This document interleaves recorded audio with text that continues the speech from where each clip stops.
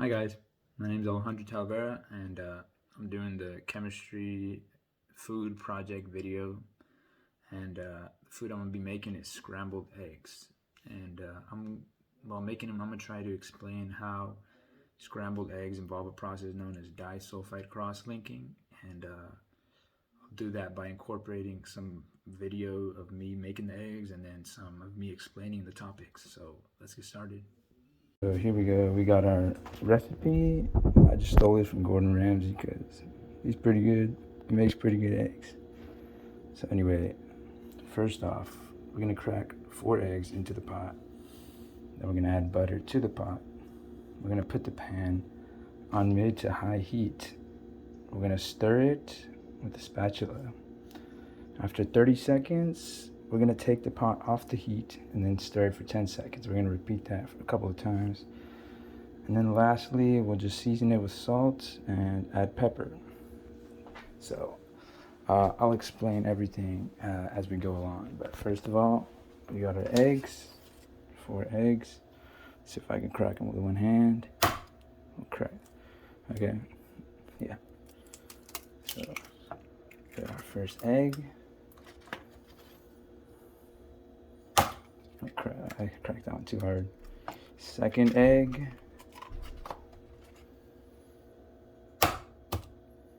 Pretty good. Third egg. If I can even open it.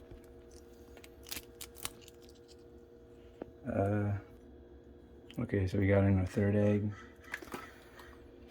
And then the 4th egg. There we go. So once we got those eggs in, you see the yolk, kind of the white, kind. Okay, so as I mentioned, we're gonna make eggs. And so we got the egg right here. Once we crack it, we're gonna see this. This is what we saw in the video. It's the yolk and the white stuff on the side. And if we look closer, we're gonna see that the egg's pretty much made of all these proteins. This is the quaternary structure. It's just the structure of like all the polypeptides and all that. Tertiary structure, the 3D representation of all like the protein. This, the secondary structure, which is just like the different segments that go into like the tertiary structure, and then the quaternary. Then we got the primary structure. That's just like the arrangement of like the amino acids. And as we can see, the most important part, we have this cysteine. It's what's gonna make this possible. We're gonna add our butter. So we add our butter, and then we're gonna turn on the heat to medium. So that's gonna start cooking the egg. We're gonna grab our spatula. We're gonna start stirring it. And by stirring it, we're denaturating the proteins in the egg. As I mentioned, we're denaturating the eggs once you heat them and you agitate them. So like you can see right here, we have the proteins pretty much all like scrounged up into the egg. Once we like start heating it and agitating it, that'll like unfold them out. And what that does is that it allows us to disulfide cross-linking, which I'll explain in a bit. But the heating and agitation does that by pretty much speeding up the molecules inside, speeding up the proteins, and that causes some of the weaker interactions between them to break, which is why it like unfolds and turns into like these strings of proteins, and which is why our solid eggs turn into liquidish eggs. Like by continuing to stir it, hopefully we're gonna get these proteins, most importantly like the cysteine part of the proteins, to interlink with each other, because they're going to be crashing into each other, and they're oxidized by the heat and the air moisture. So that should allow them to like stir up. And I should probably take it off the heat and put it. And so yeah, they're gonna disulfide link once they hit each other, and that's gonna cause them to like interlink with each other, and that's gonna make it solid again. So as I mentioned, once we've denaturated the eggs, what will happen with the heat and the air mixture, the heat and the air, that'll cause a mild oxidation, and that'll cause the thiols on the cysteines pretty much to like disulfide cross-link. So we'll see this. Have a cysteine, once we mildly oxidize it, we'll get this linkage, which is the disulfide cross-linking. You see that? That's the disulfide bridge. And so that's what will cause like the egg to scrounge up. As you can see, we see these strings, like after enough stirring in the heat, they'll collide and they'll form these disulfide linkages, and that'll like link the eggs, which is what will cause the scrambled eggs, because once they start linking, it'll solidify more, and that's what causes the scrambled eggs. Now we can explain the butter. The butter is there, it's gonna coat some of the proteins with fat. That'll inhibit some of the cross-linking, but not all of it, because obviously we're still gonna get some eggs, but by inhibiting some of it, we're going to make sure like that it isn't too rubbery, because if like they cross-link too much, it turns rubbery and it's not as good. So we're gonna keep doing this. I don't know if you can see, but maybe it's starting to turn a bit solid.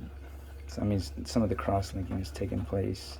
And also the reason why we're taking it off the heat for a bit, again, sort of the same reason why like taking it off the heat, we're making sure that it doesn't like cross-link too much, and that'll make sure that it's not rubbery. It's why we don't heat it up as much.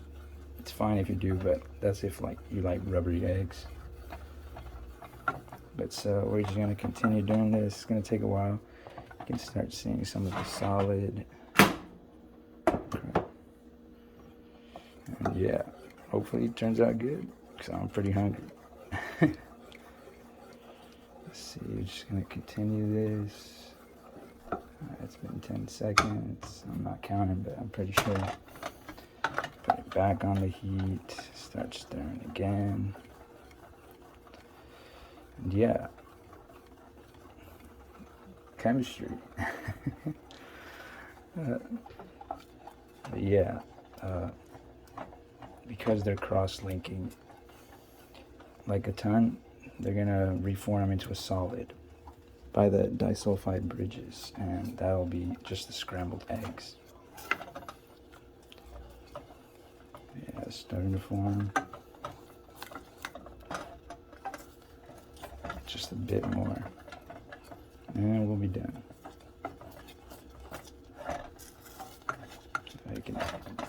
No way you can't see them. Look at this.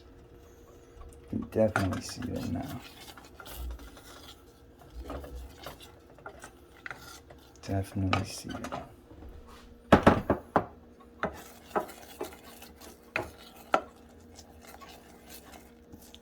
I think they're pretty good now. So now what we're gonna do is we'll just season it and we'll be done. Hopefully I don't drop them. Alright, so we got them there. Add a bit of pepper. Oh crap, I don't know if that's too much. Probably too much. It's not even coming out. Sorry, you see this coming out? Oh crap. I don't know if that's probably too much. I haven't experimented too much with pepper. That was probably too much. Okay, so we got our salt. Just add a bit to that. Not too salty. There we go. And then we can add a bit of this sour cream. And what that'll do is that'll like cool it off a bit, but also give it a little more flavor. Not really anything scientific, but it'll make it taste better. So yeah, I think I probably put too much pepper. Should be good though. Yeah. Crap. Camera's starting to fog up. But pretty much, we have them there. Don't look too appealing. I'll probably just add a photo at the end, just to like show them presentable. But yeah, that's pretty much it. We made some eggs using some chemistry, and hopefully this was enjoyable or something. Like, comment, and subscribe. I'm joking. I hope you guys have a good quarter. See ya.